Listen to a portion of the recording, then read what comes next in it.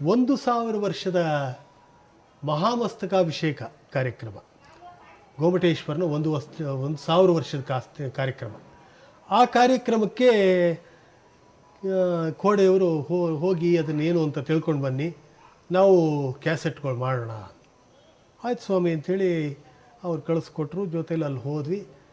ಅಲ್ಲಿ ನನ್ನ ಪುಣ್ಯಕ್ಕೆ ಯಲಾಚಾರ್ಯ ವಿದ್ಯಾನಂದ ಮುನಿಗಳು ಅಂತೇಳಿ 18 ಭಾಷೆಗಳ ಮಹಾನ್ ಪಂಡಿತರವರು, ಅವರು ನಿರ್ವಾಣ ಸ್ವಾಮಿಗಳು, ಜಿನ ಮುನಿ, ಅವರು ಮುಂದೆ ನನ್ನನ್ನು ಕೂರಿಸಿ ಅವರ ಎಲ್ಲ ಜೈನ ಸಾಹಿತ್ಯವನ್ನೆಲ್ಲ, ಗೋಮಟೇಶ್ವರ ಬಗ್ಗೆ, ಬಾಹುಬಲಿ ಬಗ್ಗೆ ಇರ್ತಕ್ಕಂಥ ಸಾಹಿತ್ಯನೆಲ್ಲ ನಾನು ತಂದು ಕೊಟ್ಟರು. ಕೊನೆಯಲ್ಲಿ ಯಲಾಚಾರ್ಯ ಮುನಿಗಳು ಒಂದು ಮಾತು ಕೇಳಿದ್ರು. ಹೌದು, ಇದೆಲ್ಲ ಯಾರು ಬರಿತೀರಿ ಅಂದರು. ಯಾಕೆಂದರೆ ಬೆಳಗಾವಿ ಭಾಷೆ ಅವ್ರದ್ದು. ನಾನು ಸ್ವಲ್ಪ ಆಲೋಚನೆ ಮಾಡಿದೆ. ಯಾಕೆಂದರೆ ಈ ಧರ್ಮಗುರುಗಳು ಅಂದರೆ ಜಾತಿವಾದಿಗಳು, ಯಾವುದೋ ಒಂದು ಜಾತಿಯ ಪ್ರತಿನಿಧಿಯಾಗಿ ಅದರ ಗುರುಗಳಾಗಿರ್ತಾರೆ. ಕರೀಂ ಖಾನ್ರ ಹೆಸರು ಹೇಳಿಬಿಟ್ರೆ ಎಲ್ಲಿ ನೀವೆಲ್ಲ ಮಾಡಿಸ್ಬೇಡಿ, ಸಾಮ್ರತ್ರೆಲ್ಲ ಬರೆಸ್ತೀರಾ ಅಂಥೇಳಿ ಎಲ್ಲಿ ನಮ್ಮನ್ನು ದೂರ ತಳ್ಳಿಬಿಡ್ತಾರೋ ಅಂಥೇಳಿ ಕರೀಂ ಖಾನ್ರ ಹೆಸರು ಹೇಳಲಿಲ್ಲ ನಾನು. ನಾವೇ ಯಾರಾದರೂ ಬರಿತೀವಿ ಸ್ವಾಮಿ ಅಂತ ಹೇಳಿದ್ರು. ಸರಿ, ಅಲ್ಲಿಗೆ ಅವರು ಒಪ್ಪಿಗೆ ಕೊಟ್ಟರು. ಆಯಿತು ಮಾಡ್ಕೊಳ್ಳಿ ಅಂತ. ಮುಂದೆ ಆ ಸಾಹಿತ್ಯಗಳನ್ನೆಲ್ಲ ತಂದು ಕರೀಂ ಖಾನ್ರಿಗೆ ಹೋಟೆಲ್ ದ್ವಾರಕಾದಲ್ಲಿ ಕೊಟ್ಬಿಟ್ಟು ಈ ವಿಷಯ ಹೇಳೋಕ್ಕಾಗತ್ತಾ, ಸ್ವಾಮಿಗಳ ಹತ್ರ ನಾವು ನಿಮ್ಮ ಹೆಸರು ಹೇಳಲಿಲ್ಲ ಅಂಥೇಳಿ ಏನು ಹೇಳಲಿಲ್ಲ, ಕೊಟ್ಟು ಬಂದೆ. ಸಂಗೀತ ಸಂಯೋಜನೆ ಅನಂತ ಸ್ವಾಮಿಗೆ ಹೇಳಿದ್ವಿ.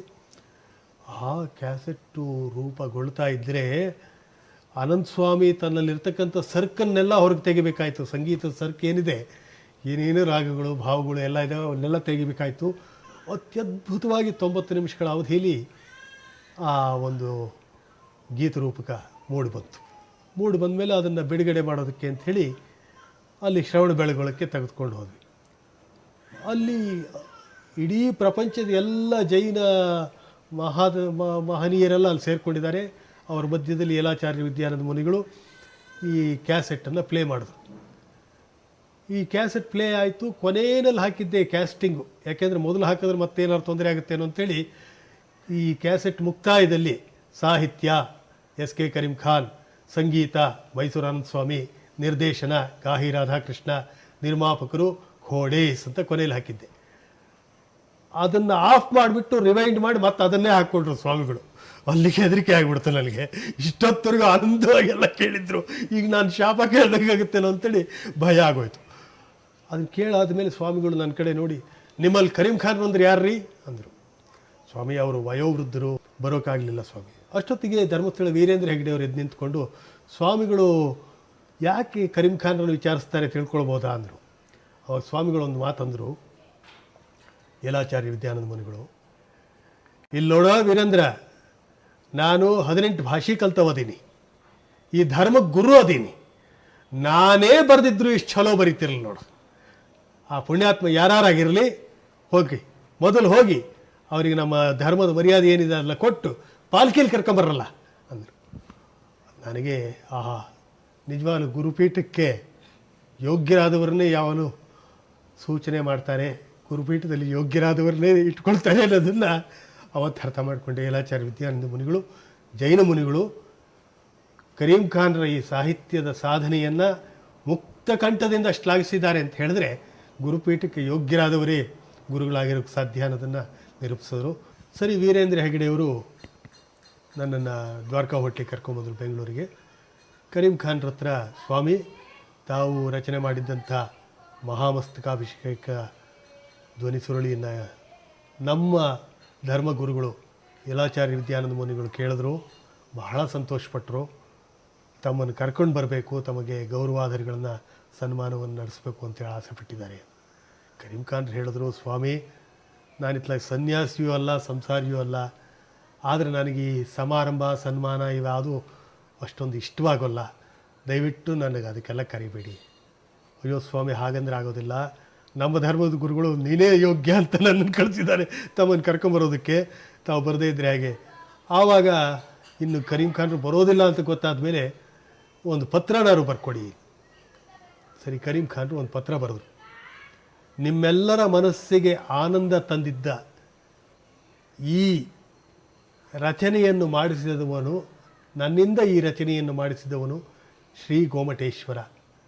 ನಾನೇನಾದರೂ ಇದನ್ನು ಬರೆದಿದ್ದೇನೆಂದರೆ ಅದು ನನ್ನ ಅಹಂಕಾರ ಅಂತಕ್ಕಂಥ ಒಂದು 4 ಸಾರಿ ಒಂದು ಪತ್ರ ಬರ್ಕೊಟ್ಟು.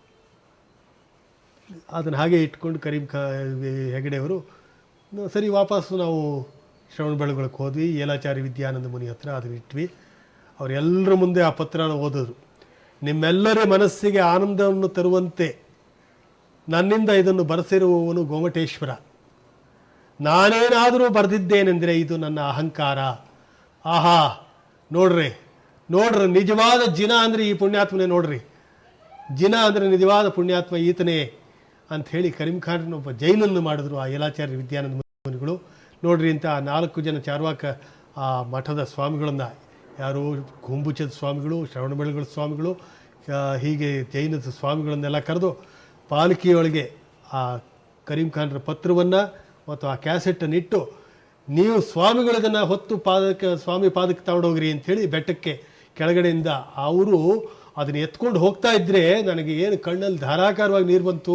ಕರೀಂ ಖಾನ್ರನ್ನೇ ಅವ್ರು ಎತ್ಕೊಂಡು ಹೋಗ್ತಿದ್ದಾರೆ 4 ಜನ ಸ್ವಾಮಿಗಳು ಅನ್ನೋದ್ರಲ್ಲಿ ಅಷ್ಟೊಂದು ಆನಂದವಾಗಿ ಹೋಯಿತು. ಆ ಕರೀಂ ಖಾನ್ರನ್ನೇ ಎತ್ಕೊಂಡು ಹೋಗಿ ಆ ಪತ್ರವನ್ನು ಮತ್ತು ಆ ಕ್ಯಾಸೆಟ್ಟನ್ನು ಗೋಮಟೇಶ್ವರನ ಪಾದದಲ್ಲಿ, ಅವರೆಲ್ಲರೂ ಸ್ವಾಮಿಗಳು, ಅದನ್ನು ಹೊತ್ತಿರೋರೆಲ್ಲ ಸ್ವಾಮಿಗಳು, ಹುಂಬುಚದ ಮಠದ ಸ್ವಾಮಿಗಳು ಮತ್ತು ಶ್ರವಣಬೆಳಗೊಳ ಮಠದ ಸ್ವಾಮಿಗಳು, ಹೀಗೆ 4 ಮಠದ ಸ್ವಾಮಿಗಳು ಅದನ್ನು ಹೊತ್ತಿದ್ದಾರೆ. ತಗೊಂಡೋಗಿ ಅಲ್ಲಿ ಗೋಮಟೇಶ್ವರನ ಪಾದದಲ್ಲಿ ಅದನ್ನು ಇಟ್ಟು ಪೂಜೆ ಮಾಡಿದ್ರು, ಅದನ್ನು ಅರ್ಪಣೆ ಮಾಡಿದ್ರು. ಎಷ್ಟೊಂದು ಆನಂದವಾಯಿತು ಅಂತ ಹೇಳಿದ್ರೆ, ಇಂಥ ಒಬ್ಬ ಮಹಾತ್ಮನ ಜೊತೆಯಲ್ಲಿ ನಾವೆಲ್ಲ ಇದ್ದೀವಿ, ನಾವು ಅವರ ಈ ಕೆಲಸದಲ್ಲಿ ನಾವು ಪಾಲ್ದಾರರಾಗಿದ್ದೀವಿ ಅಂತೇಳಿ ಏನೋ ಒಂದು ವಿಶೇಷವಾದಂಥ ಹುಮ್ಮಸ್ಸು, ಆನಂದ, ಚೈತನ್ಯ ನನ್ನನ್ನು ತುಂಬಿಕೊಂಡಿತ್ತು. ಇಂಥ ಮಹಾನ್ ಸಾಧಕ, ಮಹಾನ್ ಸಂತ ಕರೀಂ ಖಾನ್ರು ಅಂತ ಹೇಳಿದ್ರೆ ಅದು ಉತ್ಪ್ರೇಕ್ಷೆ ಅಲ್ಲ. ವಿಶ್ವಶಾಂತಿಯ ಮೊದಲ ಧರ್ಮ ಸಾರಿದನು ಸ್ಯಾದ್ವಾದ ಧರ್ಮ. ವಿಶ್ವಶಾಂತಿಯ ಮೊದಲ ಧರ್ಮ ಸಾರಿದನು ಸ್ಯಾದ್ವಾದ ಧರ್ಮ. ಮುಕ್ತಿ ಮಾರ್ಗದ ಮಹಿತ ಮರ್ಮ ತೋರಿ ಕಳಚಿದ ಬಂಧ ಕರ್ಮ. ಆದಿಪುರುಷ